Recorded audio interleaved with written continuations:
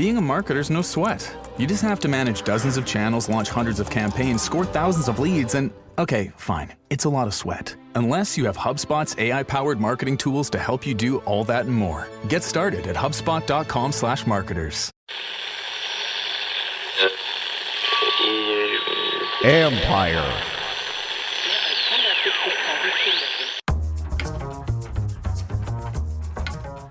Hey babies, hey babies, hey babies, hey babies. Hi everyone, hi everyone. Best team ever, everyone. Hi everyone, hi everyone. Whoa, watch throwing the hand up like that. I'm just saying. Nah, trust me. I, of all people, didn't mean it that way. Wow, what a win. Wow. This is a very serious operation. I'm gonna get into that in a little bit. It was funny afterwards. A couple people I work with, I won't say who, said, I was a little worried about this one, and I've turned that corner, Callow. I wasn't and it just was mainly, and I say this all the time, it's not who you play, it's when you play them.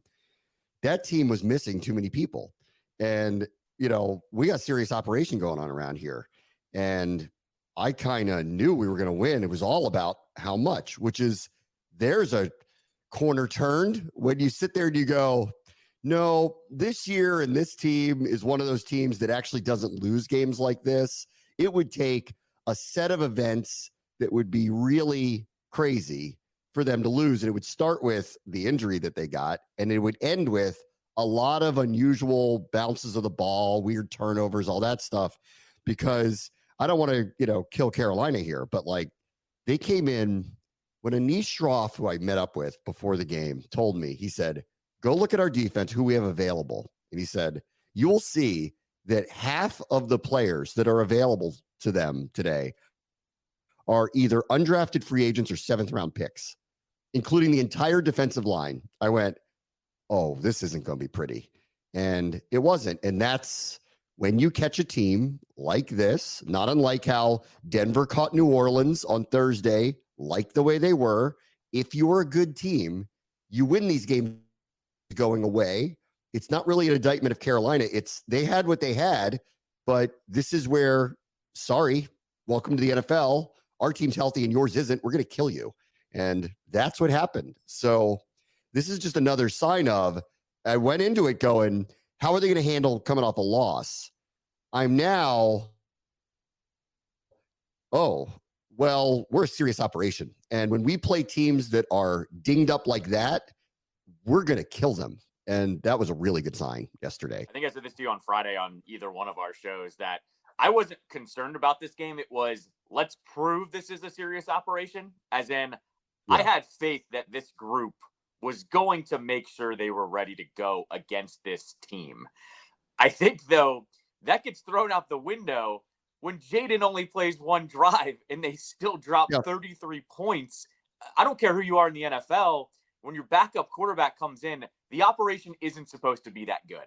Let's just call it that. And so I think the fact that they had a backup quarterback in there, by the way, Mariota had been injured for a while too. I know he came back weeks ago, but the fact that he came in and they didn't miss a beat. And in fact, he looked pretty good once he settled in. He had to warm up a little bit there, but I think that's what I'm most impressed about, because Jayden was already on fire on that one drive. And honestly, there was a business decision there of, we probably don't need you, is what my guess was going to be. But what I'm getting at. I don't know yet.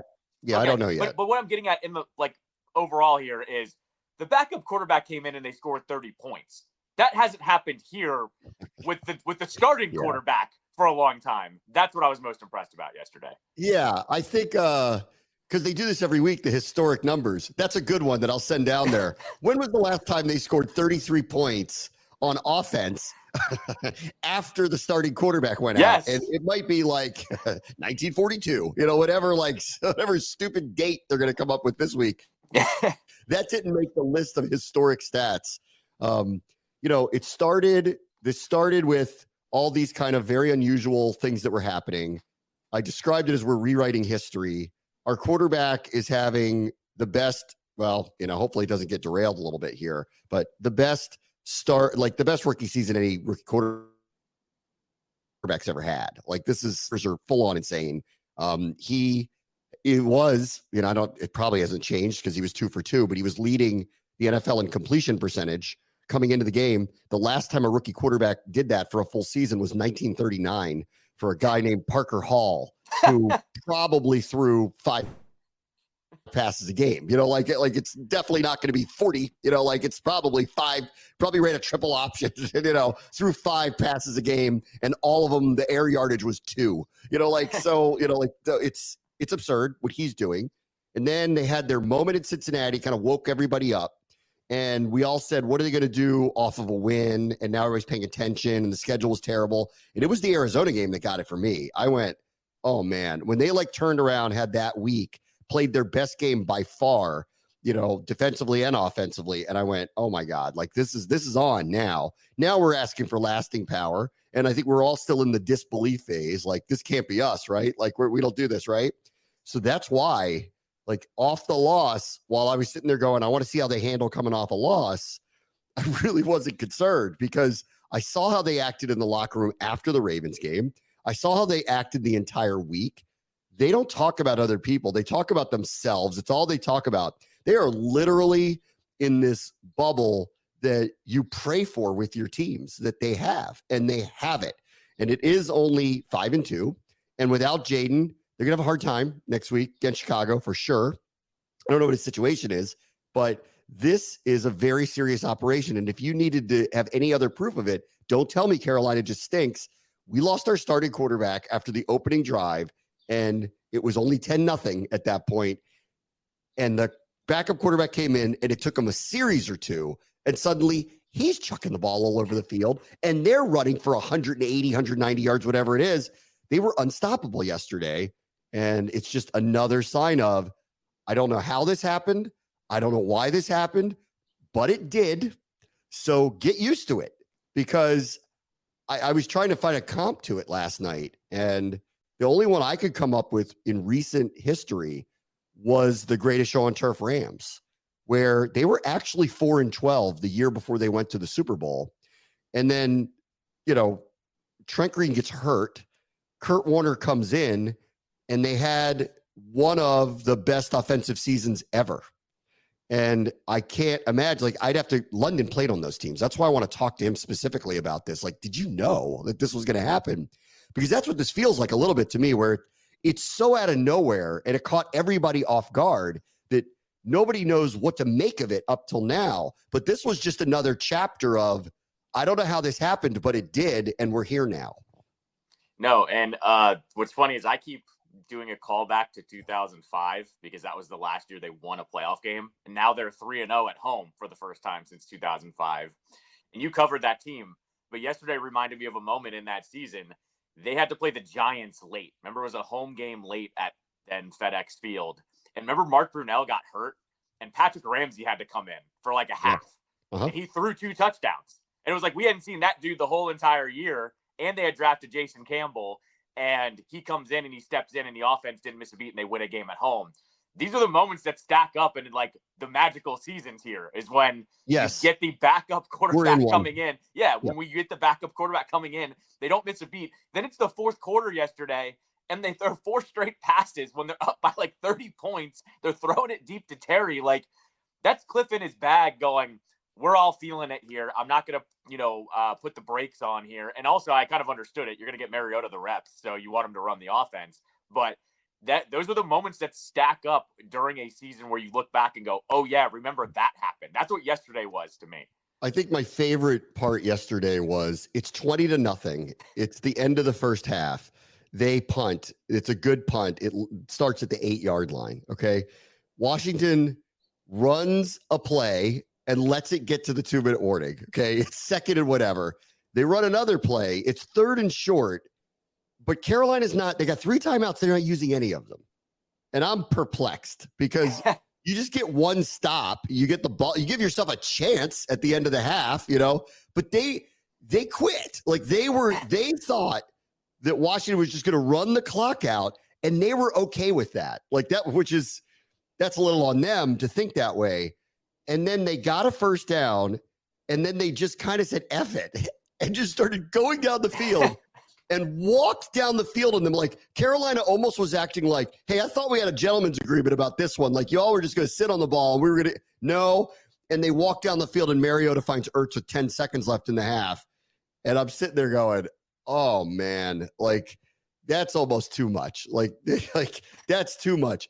They just toyed with this team who really couldn't wait to get to the locker room. But that was my particular favorite moment. And when it was 26-0, I was sitting there going, go for 2 to make it 28. So we have 28-0 at half on Darrell Green's day. I'm like, let's do that today. No, I mean, come on, can't do that. But I mean, they kicked a field goal late to not run up the score on them.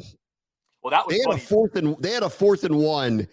They go for all of those this year. They didn't yesterday because, and I said on the air, I said, I don't think they want to run up the score. I think that's why they're kicking a field goal here, because I looked at London and I go, when was the last 4th and short they didn't go for? That was in 2023.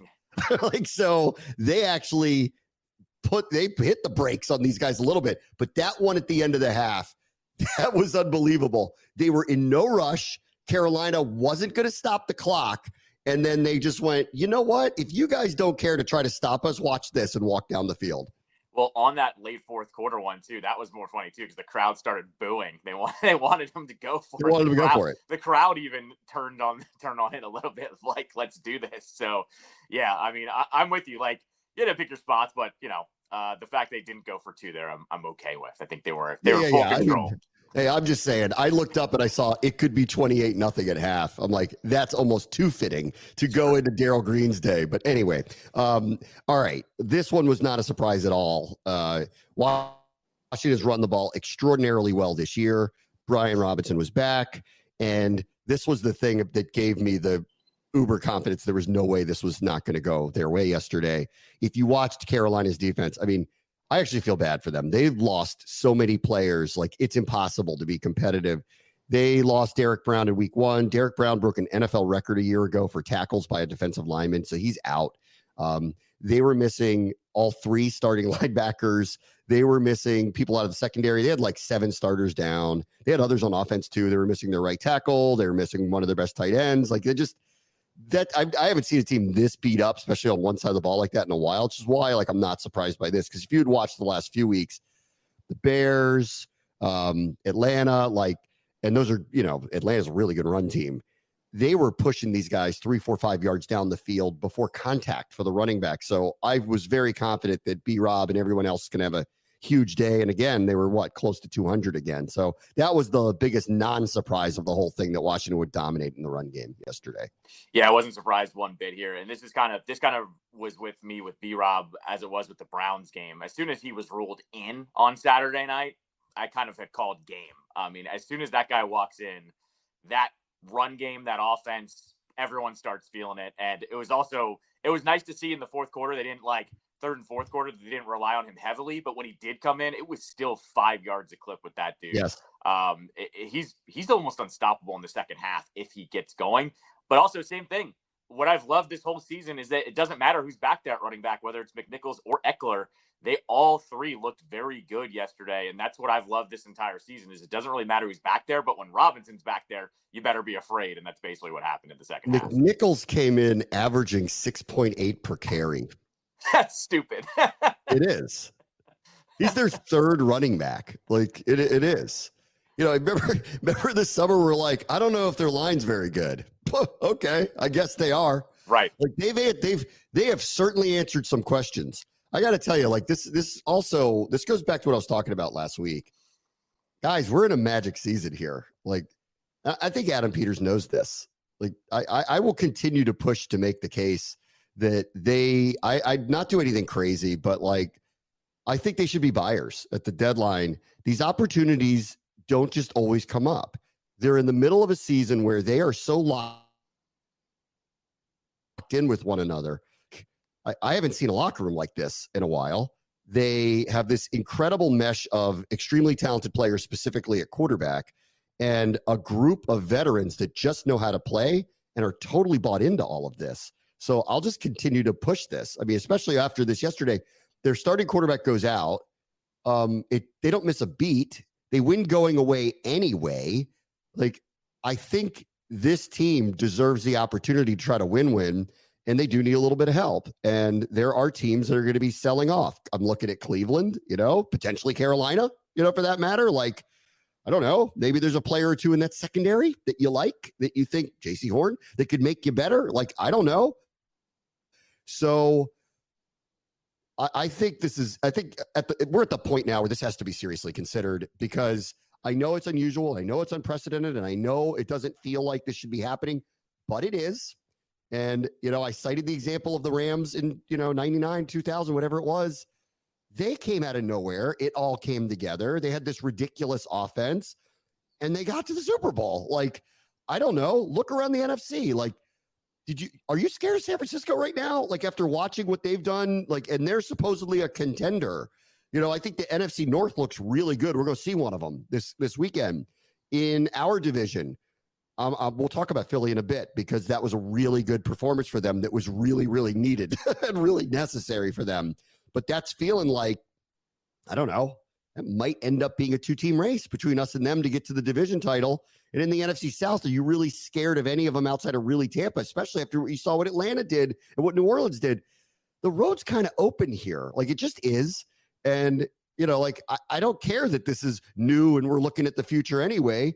You just don't get opportunities like this all the time. And I really think that they kind of owe it to this locker room to reward them by getting them help and give them a shot, because they have one. It's so clear as day they have a shot here. I think the other side of this too, and we touched on it a little bit last week, was the compensation shouldn't be crazy for a piece that would help you as well. Like, look at Adams and Cooper. They both went for 3rd-round picks and some change being exchanged, essentially. If you're looking to get a corner that is a rental or has 1 year left on their deal, it shouldn't cost you anything more than that. And we would be talking about a legitimate name, by the way, if it was a 3rd-round pick, Greg right? Newsom, so JC Horn, I don't know. I don't know. Like, but those are These are the teams that their seasons are kind of going the wrong way. Cleveland might get better without Deshaun, but we'll actually see about that. But they're going the wrong way. Yeah. There's probably others I'm not thinking of that, like, they have to think about these things. I don't know. Like, I think the case is being made day by day by day that, like, guys, we're in the middle. I don't know why this happened. I know we're all still getting used to it, but it's right in front of you. And, like, just believe your eyes. Like, this is good for a reason. I don't know how they are like, they're sorcerers. I don't know how they did this, but it is totally working. Everyone's totally bought in. They're boat racing people. It's 3 or 4 now that they're boat racing people. Don't tell me it's just Arizona, Cleveland, Carolina stink. Like, you might be right in the end about a couple of them. These are NFL games. This does not happen often. Okay. Even the Chiefs don't do this that often. Like, so, like, buy in. And I think they know this. And I think they're going to be buyers. Like, I think they're going to be looking for something. And I think they're going to be looking for help and I'm with everybody on at the right price.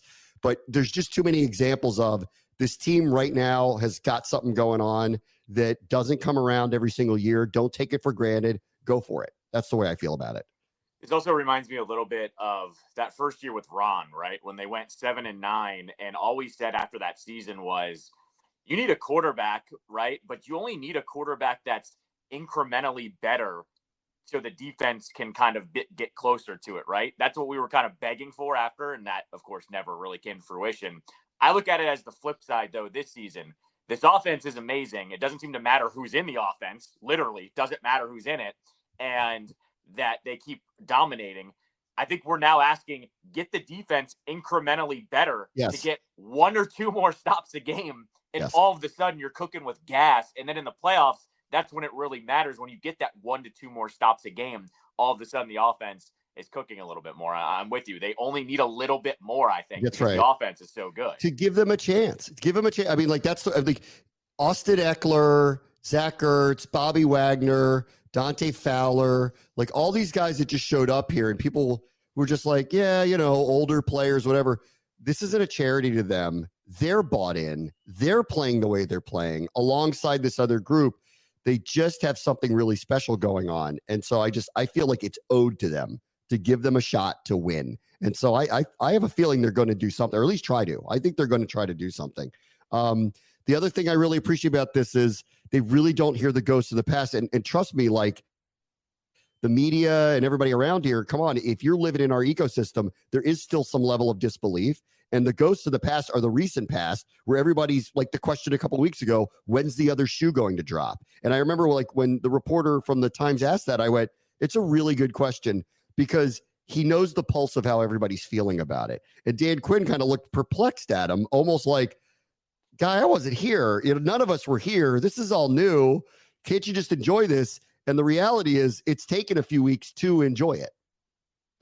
And I think because most people who've lived the last quarter century specifically can't believe this is happening, because even when there were these good moments, it always fell off. I don't feel it here. I've said this for a couple of weeks. We're in a new normal. And that's also why, like, you don't know how any one season's going to go. And that's why, because this is happening now, even though it's hard to believe, and even though, I have kind of took a couple of weeks to really come around to it, but I know good when I see it. I know chemistry when I see it. I know a team that's, tied together when I see it. You had it with the Capitals not that long ago, where you just kind of knew, the Nationals had it a few years ago. You just kind of knew. It was just going in a way that you just kind of knew. This is why everybody yelled at the Orioles the last couple of years. They had this opportunity. They didn't make them better. I don't think Peters and Newmark are going to make this mistake, or Quinn. I think that they want to win so bad. They also don't care if this isn't on anyone else's timeline. And that's why I think they don't listen to the ghosts of the recent past. They don't pretend that, all the bad things that happened in the past are going to happen to them too. And they're in this bubble where there's a belief that is hard to describe, but it is clearly there. After that Ravens game, the first thing I said to you was, I really liked what I heard out of that locker room. Like, they felt like they should have played better and won. And I walked out of that going, I thought it was kind of lopsided. And then I rewatched it, and it was on one side of the ball and it wasn't on the other. And they knew, and they turned around and gave you this to prove it. I think if there's kind of like one thing to be said, I think you heard me say it after the Cardinals game, where I was already banging the drum for fans. Enjoy this. Like, sit back and start to enjoy this right now. Don't be cautiously optimistic. Like, the way things are going, this is fun to watch. This isn't a fluke. Like, we talked about it. We talked about it here too, where I think that Giants game was kind of indicative of what the fan base was feeling, where everyone's going, oh my God, they didn't score a touchdown. And you and I were sitting here going, they score 1 to 2 touchdowns. It's a blowout, that game is. And we were right. Like, all they needed to do was score 1 or 2 more times, and it would have been a boat race. And that's basically what it's been since, besides the Ravens game, essentially. The fact of the matter is that it's hard to blow out teams in this league, and they're doing it left and right. I think that's the craziest part about it. They're not just winning these 23-20 games, these 28-27 games. Go look at the Chiefs. They're 6-0. They're undefeated. But every single game, except yesterday, was a one-possession game where a big play had to happen for them to win those games. I'm not taking that away from them, but this team is playing teams that they normally wouldn't blow out regardless, is what I'm getting at here. And it's such a fast turnaround, I think, is what's so ridiculous about it.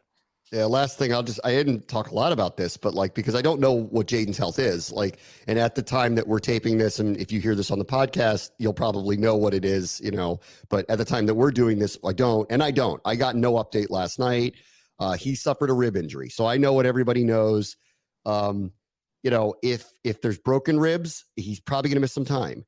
If it's not, then, all the, pseudo doctors in my life have told me he can play if, and it'll be a pain tolerance thing, and it'll be a medication thing, and it'll be a flak jacket thing, and all of that stuff. And it may, give Cliff some pause about how much they run him, in the next couple of weeks. So that may change how they view their offense if he plays. But I haven't talked much about it, because clearly, to have all these, discussions about what the future is, he's got to be healthy. And I just don't know what it is today. So I'll wait and see, and probably talk a lot more about it tomorrow.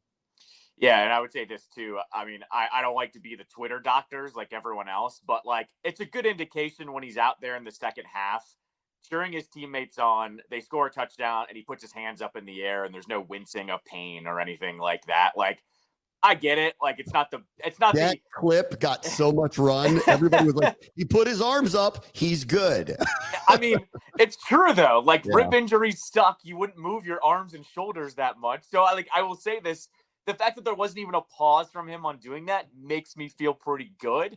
And, like I said, though, I'm not trying to be a Twitter doctor here. I would have to think it's not I would think, let's just call it this. It's not the worst case scenario of a bunch of broken ribs, right? He wouldn't have come out there. He wouldn't have been throwing his arms up if it was the worst case scenario, and it's not. So we can at least rule that out, I think, is what I'm getting at.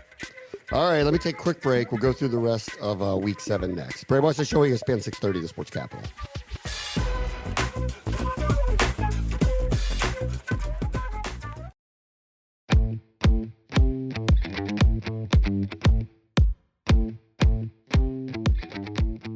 All right, welcome back.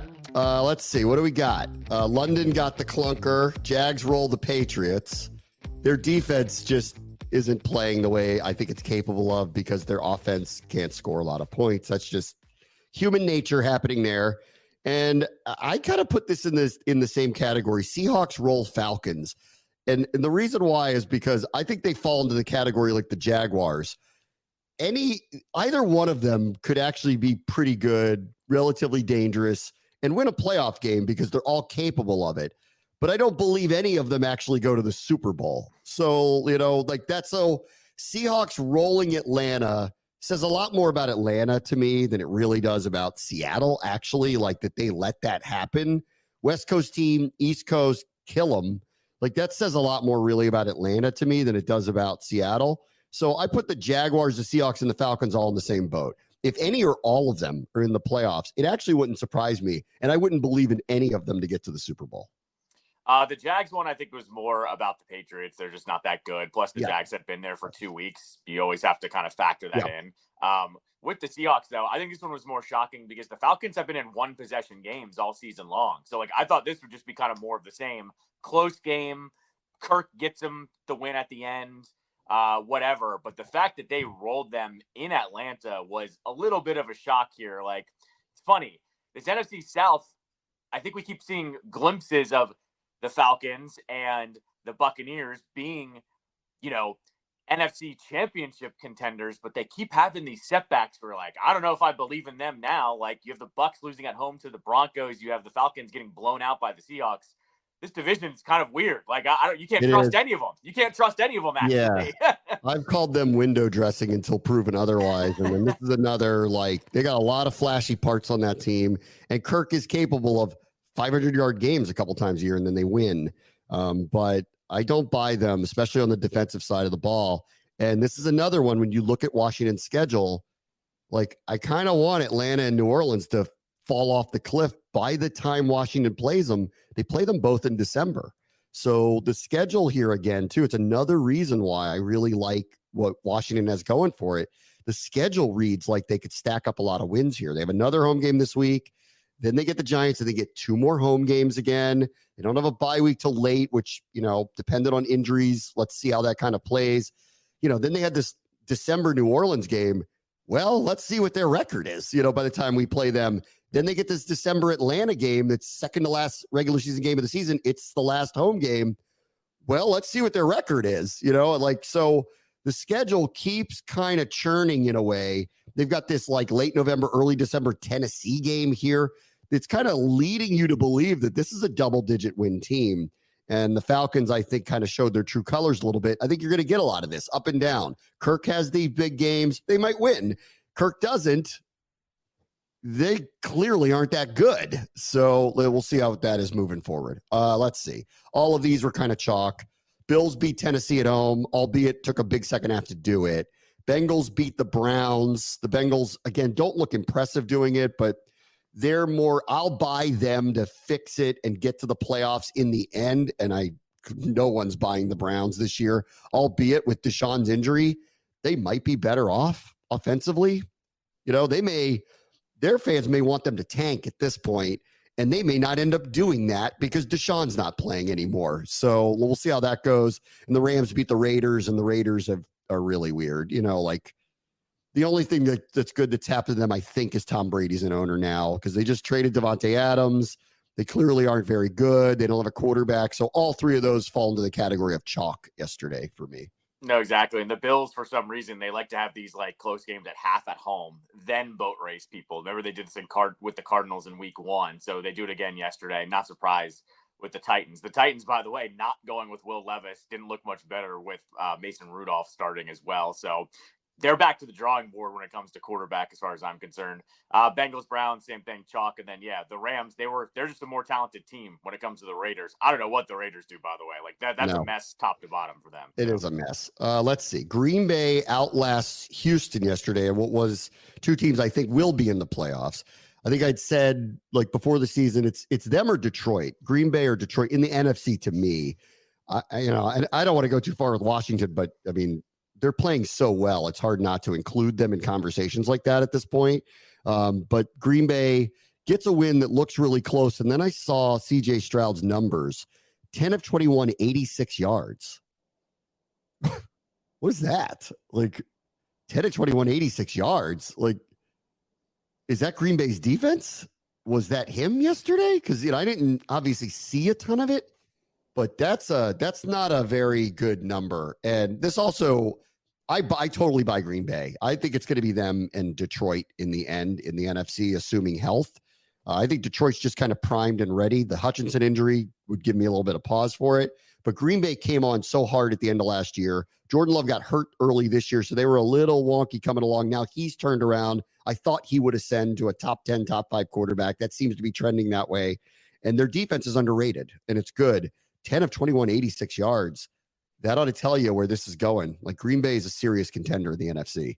There's a big factor here, though.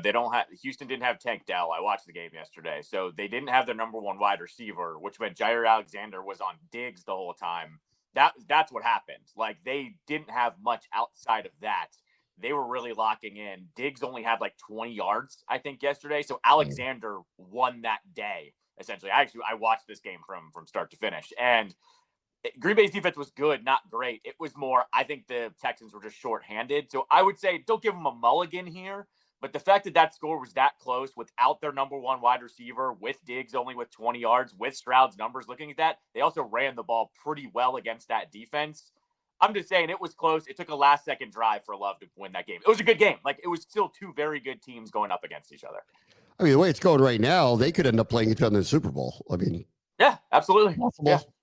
I mean, the Chiefs are, I don't know. We'll see in December. I think the scary part is they're undefeated. Yes. And yet they haven't played really, really well yet. That's the scary part with them. And Buffalo seems to be able to turn it back on again. And the Jets are done. And we'll get to them in a second.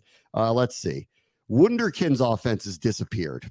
So Miami loses to the Colts. They score 10 points. And I know, like, Tua's not playing. Yeah, I'll hear you.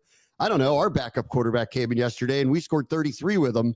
And I thought that this was kind of the too good to fail. They got the magic sauce. They run a crazy offense. Last time I checked, all those speed players, Hill, Waddle, Achane, Mostert, they all still there, but now they can't do nothing. Nothing. Zero.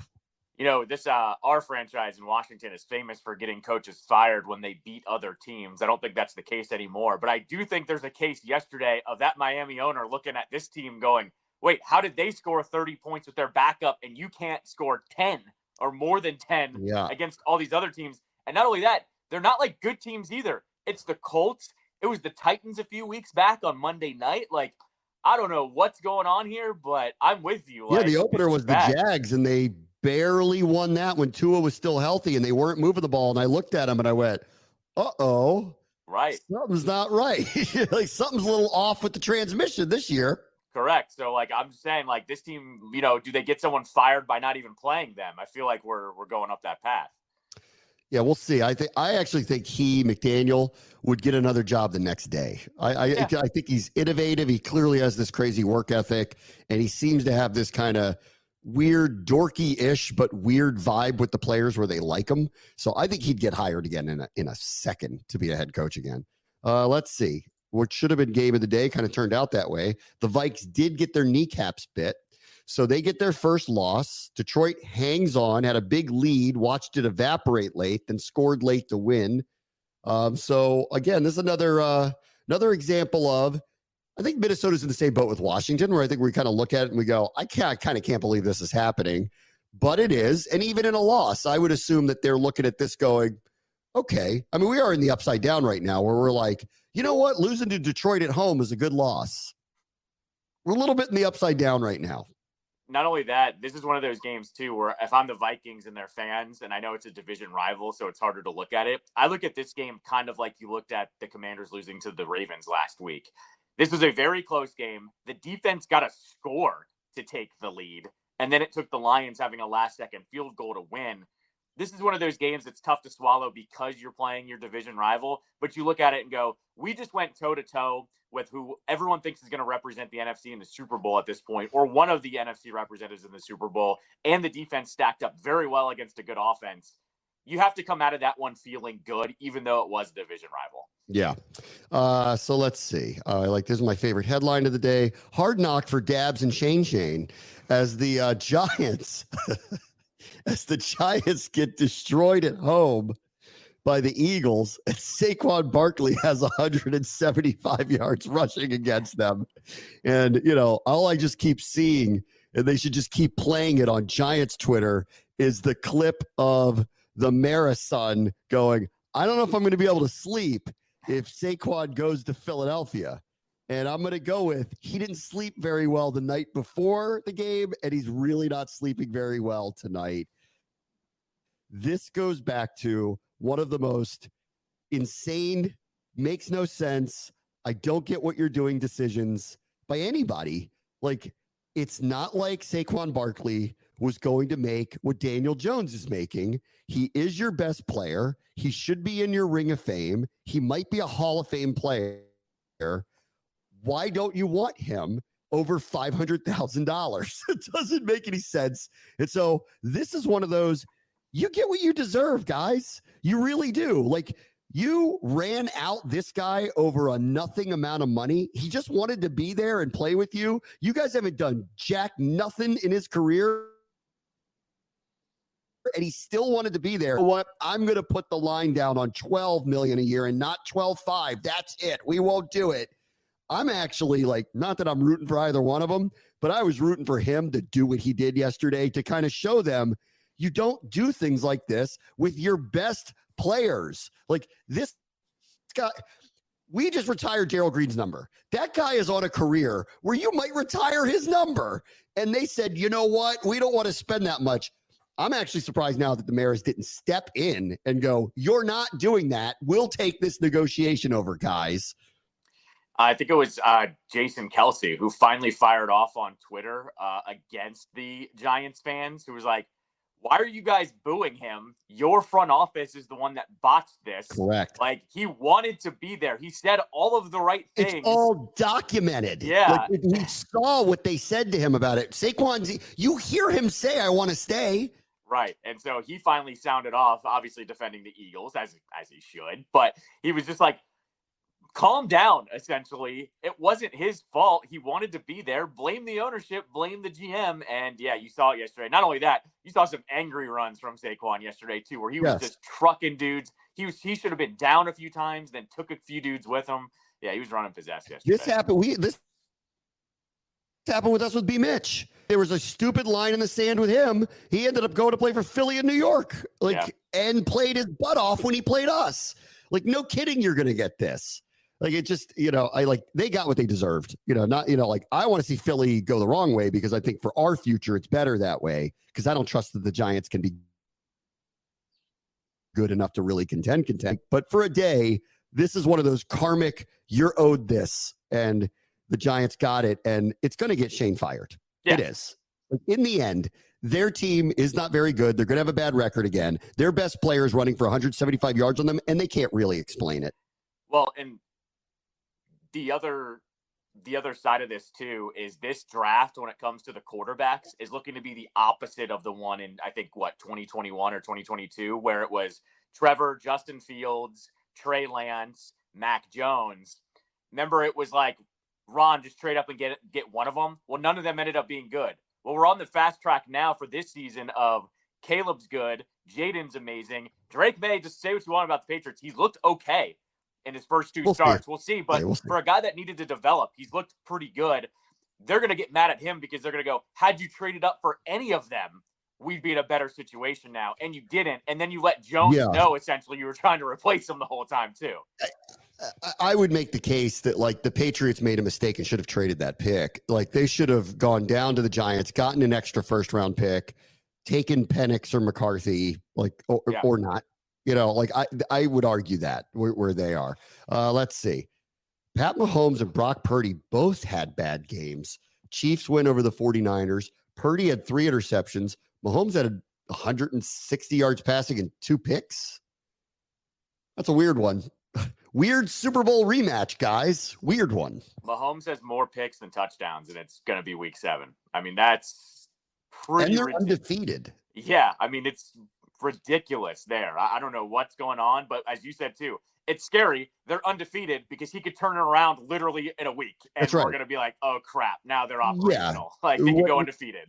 When the Death Star is operational again, like that's when things get ugly. That's why I think the Chiefs fans are probably like, yeah, we've been here before. It starts slow, and then December rolls around and we start killing people. Right. And then we do ring around the rosy and make fun of you while we beat you. For the 49ers, I don't know. This is starting to get to the point where I'm not sure that I buy they're going to turn around and be a juggernaut again. I would say this for weeks. I'm like, I don't see any juggernauts in the NFC, them included. So I don't know. Like, that division, because the Rams aren't killing anybody, and because I don't buy Arizona's going to win enough to win it, seems like it's still kind of there for them if Seattle doesn't go on some kind of run. But we'll see. All right, and then last one is a Steelers country. Let's ride, baby.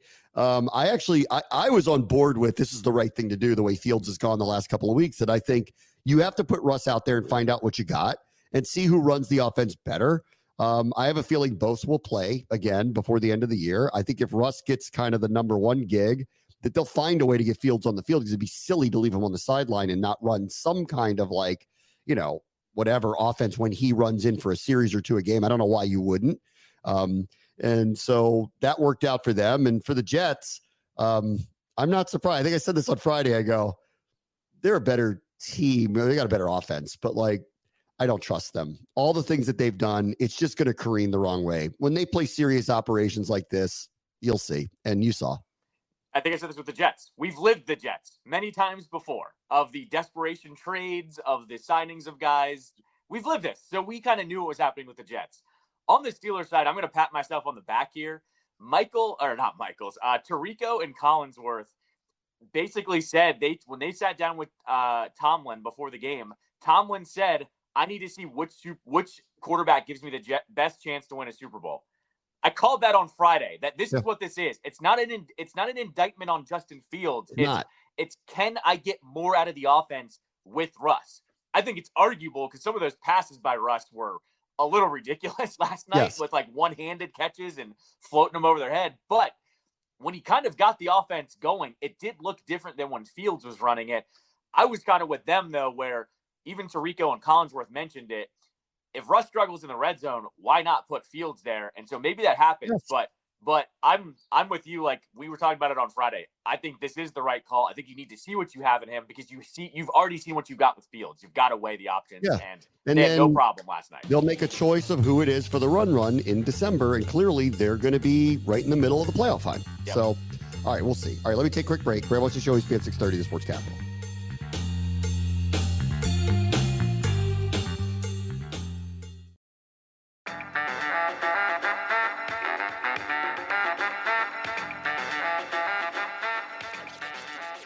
All right, welcome back. Over the weekend, how about the Caps getting 6 in a win over the Devils? Red hot here to start the season. 3 wins in a row since the opening night loss, where I'm with Carberry on that. That was a little unfair. The Devils had played a couple times. Caps didn't play at all. And now that they got some gas in the tank, Caps are off to a good start this year. Not only that, our new host at Caps Radio, Katie Florio, she made a pretty good kind of comparison for that first game. I think people kind of forgot. It was the whole 50th anniversary celebration, too. Like, it wasn't just a first game the Devils have been playing. Remember, that was like a whole celebration. You had like the concert event on Thursday, the alumni game on Friday, then the big game on Saturday. That weekend and that week actually ended up being kind of this kind of pomp and circumstance filled first game. And they looked like the team that hadn't played. Now, 3 games later, they beat undefeated Dallas, undefeated Vegas. They go up to New Jersey and eke out one in overtime. this team actually like is together faster than I thought they would. Yes, no one wants to see 5 goals being scored, but it was a road game. And they've been really impressive in these little moments. If you remember last year, you watched enough Caps games where either they would score and the other team would go right back down the ice and respond to them. It happened a lot last year. Or they would score, the other team, and they would score again on the Caps. And it was like, it would get ugly fast. The Caps' response this season has been unbelievable. Every time the other team has scored, they turn right back around and get another scoring chance or score themselves, or they stop a scoring chance the other way. These are the early signs of things that you need in the playoffs, where they have a really good response and the defense core has been really good to lock down late in games as well. I really like what I've seen through 4 games. Let's see. Spirit are now a win away from the 2 seed. Things got real tight here at the end of the season, and even with all the injuries that Washington have gotten some wins, and they got one yesterday. I wish they would stop playing at exactly the same time the Commanders play, but so be it. Yeah. They get a win here against Chicago, and they get the 2 seed. They have their regular season finale is not this weekend; it's following weekend. And if they win that, they'll be the 2 seed entering the playoffs. At worst, they could still be the 4 seed. That's a possibility with a loss if the teams below them win, or in one case, just get a draw. So there is stuff on the line for them, but they're hanging in there with a lot of injuries and got a couple of really good wins the last couple of weeks. No, and last night, I'm forgetting who scored last night. Their last rookie scored last night, and so they've had 6 of 6 rookies score. It's been an amazing rookie class for them as well, that all of their young players have stepped up and ended up scoring. And last night, by the way, while the Commanders were playing, 17,000 at Audi Field yesterday. I mean, like that's damn impressive. I don't care how you feel. Nate Silver. That's right. Yes. Yeah. Eat it, Nate. Shut your face, Nate Silver. Eat it. Eat it. Let's see, real quick. Don't care. Cards, Chargers tonight. Who's got it better than us? Everybody, because there's an alternative game to this, and I'm not forced to watch just this one because it's a good one. Ravens and the Bucks have a showdown tonight. This could be a Super Bowl preview, frankly. Like, having seen them both in person, and the only 2 teams to beat Washington, and and we've basically roasted everybody else that we played. I guess they're pretty good. I expect a high-scoring game. I don't know anybody who can stop the Ravens' run game, but with Vita Vea out there, I'll give the Buccaneers half a shot to at least slow it down a little bit. I don't love them on defense. I think they're too hyper-aggressive. I don't think that's the fad these days. I think the Ravens will take advantage of it. But Tampa Bay could score. They are a very well put-together offense, and the Ravens' defense is susceptible still, specifically to the pass. So I don't think this is a very good matchup for them either. This toss-up to me, I actually think this is going to be a very good, relatively high-scoring game. 1 to 30 probably wins here. It's going to be a good one tonight. NFC South, it was originally the Saints who I don't trust. Now I don't trust the whole division. Give me the Ravens like 31-20. I just think they win this one. I don't trust the NFC South anymore. I think the Ravens could give up some big plays on the back end that could keep Tampa in this. I think it's going to be 1 to 30 tonight. It's going to get a win. All right. Talk to you tomorrow. Bram watch the show. ESPN 630, the Sports Capital.